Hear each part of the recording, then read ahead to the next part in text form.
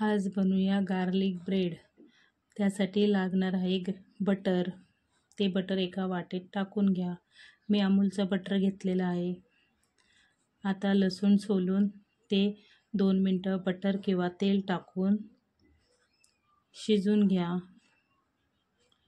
तो शिजवलेला लसूण खिसून किंवा एका वाटीत खलबत्त्याने कुटून घ्या।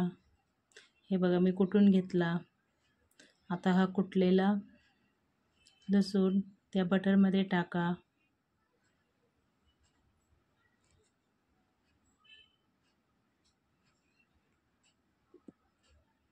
थोडीशी कोथिंबीर घेऊन कोथिंबीरीचे पानं घेऊन ते कापून त्यात टाका आणि चिली फ्लेक्स पण टाका किंवा एखादी मिरची लाल मिरची कुटून टाकली तरी चालेल।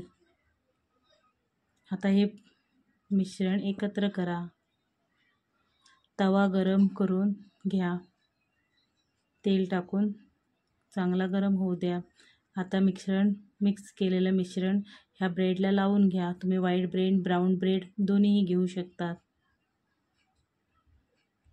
हे बघा मी याला आता लावून घेतले ब्रेडला मिश्रण।